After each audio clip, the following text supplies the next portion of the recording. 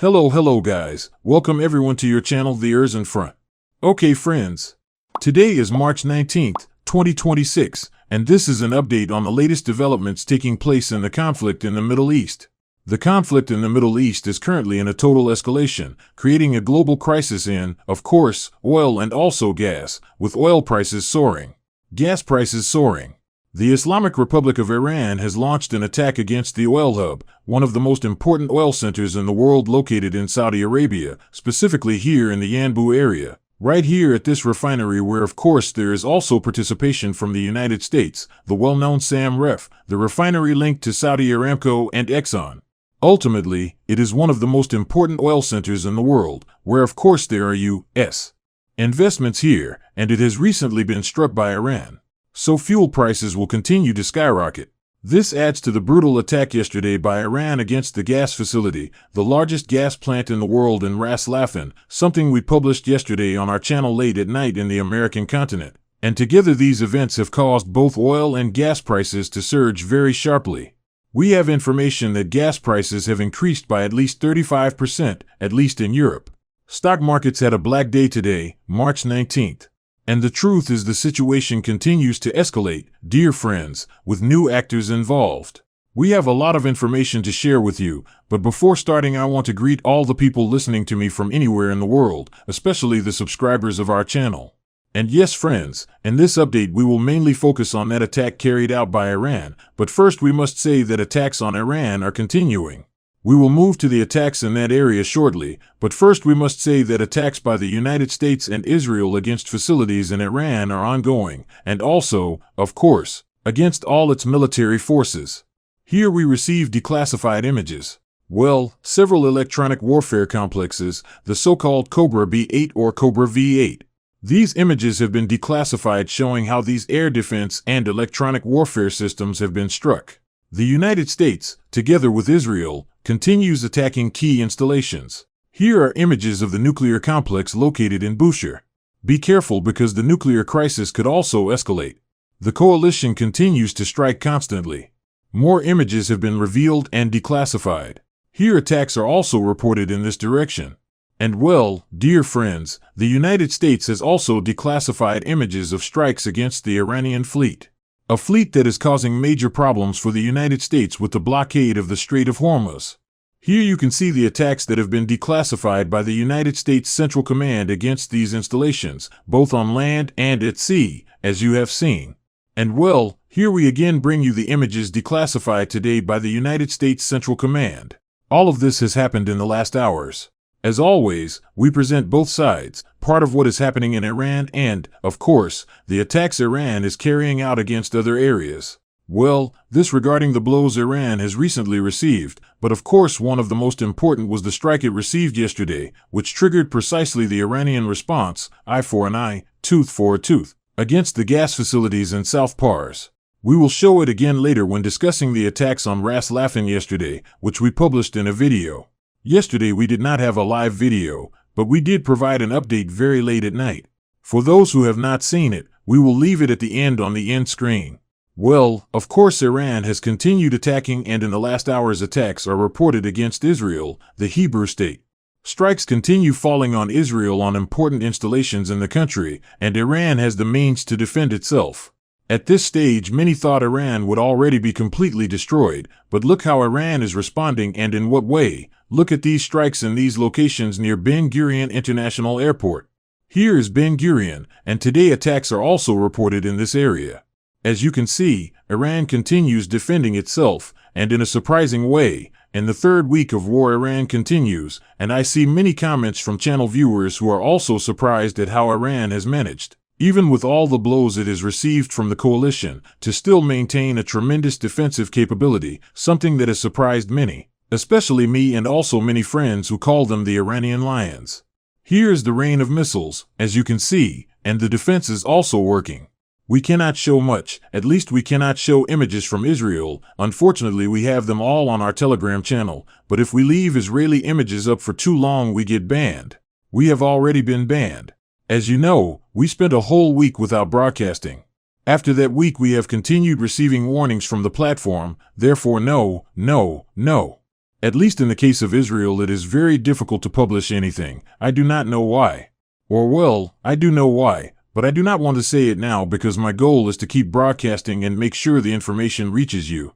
Alright, we move to other areas because the conflict is on fire, and we go to Baghdad, where in recent hours attacks by Iran against important installations in the capital of the Republic of Iraq are also being reported. Here we see the strikes, and we also see that the U.S. CRAM system is not working. It is not working. And the ones that are working are the Iranian missiles that fly and hit important installations throughout this area. We move toward Kuwait, another area of the Gulf, where there are also strikes on the refinery. Here at the well-known refinery in Kuwait, which had not been attacked, but is now being targeted, referring to the Al Ahmadi refinery in Kuwait. Kuwait is also a country that produces a lot of oil despite being a small country, but again Iran, an eye for an eye, a tooth for a tooth. They attack my gas and oil facilities and we respond in the same way. It is a mirror response. They attack me, I attack. They hit my oil, I hit their oil.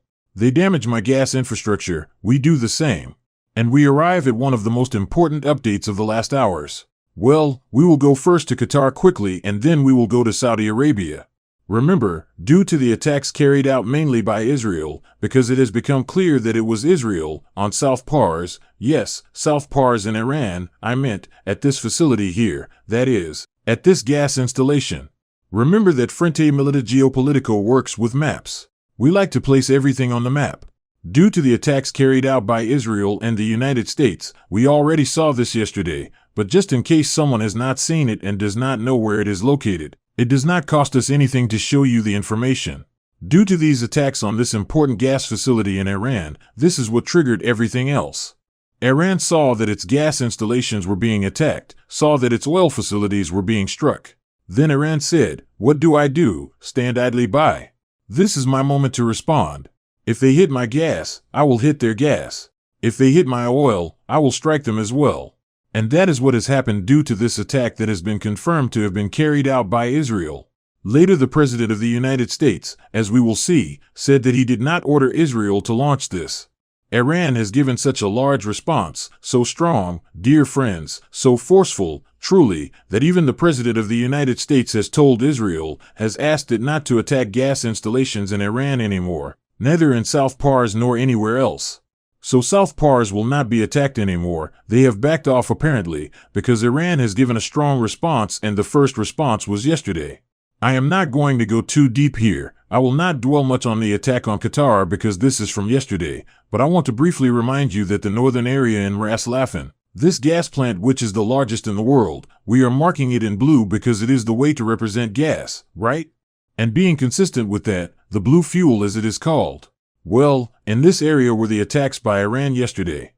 However, what you can imagine is how the Iranian missiles reach Ras Laffan. These were last-minute images that were released yesterday. Strikes on the largest gas plant in the world. We had published it yesterday on our channel late at night. You saw it. We could not go live due to family issues. We had just come back from the hospital and went straight to broadcast. That is commitment to the channel and commitment to our subscribers. New strikes on Ras Laffan.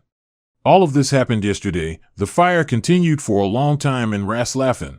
All of this occurred yesterday precisely, with people recording near the danger. I repeat, all of this happened yesterday here in Ras Laffan. This is Qatar. Look at how Iran struck this area. As always, Frente Milita Geopolitico bringing you breaking information and maps. Right here in this zone was the attack, and now we move on to Saudi Arabia. Sorry, I just wanted to point out this detail because many could not see it yesterday, and well, it is time for everyone to see it. And well, there you have the images coming in from all this area. All of this was yesterday. We also showed the satellite images. Well, this is the Chinese satellite that displayed the images. I repeat, all of that, if you want to see it in detail, is in yesterday's video, the last one of March 18th. Yes, these are images of Ras Laffan. The fire continued well into the night. And the truth is, it is a terrifying sight, the largest gas plant in the world burning. But it turns out this does not end here, dear friends. Iran was also attacking yesterday the capital of Saudi Arabia, which now appears to be getting hit as well, being affected by this crisis in the Gulf. Iran is also striking installations. This is Riyadh, the capital of Saudi Arabia. These are images coming in right now.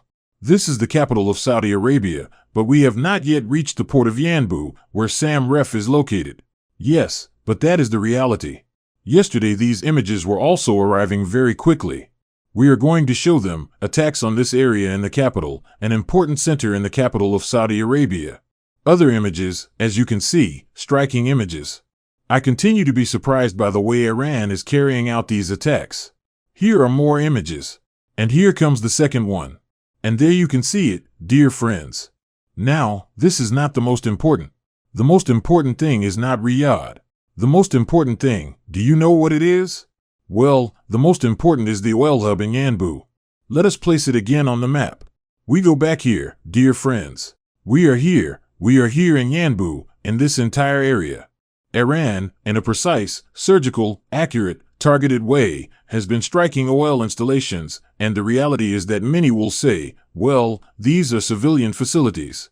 No, first of all, these are facilities where there is a lot of U.S. investment. The United States is attacking Iran in a brutal way. The United States and Israel are striking Iran's oil, they have attacked its gas. And well, today the report is that Iran has attacked the important oil hub of the Persian Gulf, the San Ref oil refinery in the Saudi port of Yanbu. You already know where Yanbu is, on the Red Sea coast, remember, the Red Sea. Nearby is the Gerald Ford. As you can see, the Gerald Ford is located near Yanbu. Perhaps even the flames have reached it, who knows, but the truth is that with the Strait of Hormuz closed, it remains the only crude oil export hub for the Gulf countries, San Ref. But now San Ref has also been struck. Why San Ref? Because it is linked to the refinery. The full name is Saudi Aramco Exxon in Yanbu. It was attacked by Iran. March 19th, today's date, the Saudi Aramco Exxon refinery, currently the most important oil hub in the Persian Gulf, has been attacked by Iran, struck in recent hours. Well, NASA, the NASA agency, showed images of the strike, and that the fire had not yet been extinguished in Yanbu. So the reality is intense, reality is catching up. All these countries host U.S. bases. This report comes from Reuters and states that Yanbu has stopped the loading and unloading of oil at this refinery, which is the most important. Dear friends, unfortunately the clip does not load here. We have it on our Telegram channel. It does not matter. It is available there in case you can see it. Explosions of all kinds and prices skyrocketing. The reality is that this facility produces 400,000 barrels per day, at least in this part of Saudi Arabia. Notice that very close to here is the famous U.S. aircraft carrier, Gerald Ford. The Gerald Ford is here near Jeddah, rather it was in this area. And well, here you can see how the most important oil hub in the Persian Gulf right now, since the Strait of Hormuz is closed, is being engulfed in flames. Dear friends, the Gulf is burning, the Saudi Aramco refinery is also burning. And here is a statement from the Gulf countries. Qatar, well not exactly, because Azerbaijan is not part of the Gulf, but it has also been affected by these attacks. Qatar, Azerbaijan, Bahrain, Egypt, Jordan, Kuwait, Lebanon, well, other countries are included here. Pakistan, Saudi Arabia, Syria, Turkey and the United Arab Emirates issued a joint statement after a meeting held yesterday in Riyadh urging Iran to immediately stop its attacks. My question is, why do they not also issue a statement asking the United States to stop its attacks? Why must it always be Iran stop your attacks? Why can they not ask the United States to stop its attacks? Why do they not ask the aggressors? And I hope YouTube understands that I am being completely clear, and truly it is not wrong to say they are aggressors, it is the truth. They should not censor us for this, please. They are aggressors. Who started the aggression? The United States and Israel. Yes. So why can the United States and Israel not stop the attacks against Iran? Why must it be Iran that has to stop attacking if Iran is only defending itself and directly targeting all these installations where there are investments, business centers, and of course also U.S. bases? So I also expect a statement from all these countries telling the United States and Israel coalition to stop the attacks, please, and that it is not only Iran. This is also necessary. Well, what can I say? Prices have surged. According to Bloomberg, gas prices in Europe have risen by 35% after the missile attack on the largest liquefied natural gas plant in the world in Qatar, which supplies approximately 1/5. Note, 20% of the world's gas is supplied by Qatar and comes from the Ras Laffan plant that was hit yesterday by Iran. Incredible. They have risen by 35%, yet Europe does not want to buy gas from Russia. They keep shooting themselves in the foot because of these attacks. Well, imagine 35% of your life. Although Trump, seeing that Iran gave such a strong response against Ras Laffan in Qatar and now against Samref Saudi Aramco Exxon and Saudi Arabia in Yanbu, has said, well, please, Israel no more. This is costing me too much. Prices are going to reach $200 per barrel and I do not even know where gas prices will go. So Israel, for now, no more attacks. Trump opposes attacks on Iranian energy facilities after Israel struck the South Pars gas field, according to U.S. officials, and while he supported the Israeli attack as a warning over Iran's blockade of the Strait of Hormuz, he believes further attacks are not necessary. They are stepping back, in a way it shows some weakness. Here European stock markets are experiencing one of their worst days of the year after attacks resumed against gas and oil facilities in the Middle East. Yes, one of their worst days of the year is being experienced right now by stock markets in Europe. And according to Reuters, gasoline prices in Europe have increased by 60% since the beginning of the conflict in the Middle East. The European Union does not have a single universal solution to address this problem in the short term, the Lithuanian energy minister admitted to the press. Gas prices in Europe have also risen by more than 30%. We already saw 35% after Iran's attack on a liquefied natural gas production complex in Qatar. Gas prices in European markets look at this, exceeded $850 per 1,000 cubic meters, breaking the December 2022 record. What do you think, dear friends? How are things? And finally, Bloomberg stated that the world is facing an energy crisis with power outages expected across much of the planet. Due to the war in the Middle East and rising fuel prices, countries are introducing restrictions. Egypt has already implemented power cuts and restricted commercial activity. In Sri Lanka, authorities have declared an energy holiday. In Pakistan, some government employees have been shifted to remote work and schools have been temporarily closed. In Thailand, the government urges citizens to save energy, work from home, and limit elevator use in government buildings. China, the world's largest oil importer, has ordered refineries to suspend exports of diesel and gasoline. Myanmar has introduced restrictions on fuel use for private vehicles. This is how the world stands, dear friends. But with this information we are concluding our brief update for now. Do not forget to leave your like, do not forget to comment, please, and do not forget to subscribe to the Ears in Front so that you receive notifications of the videos we upload daily. So see you in the next video. Until next time, and may God bless you all.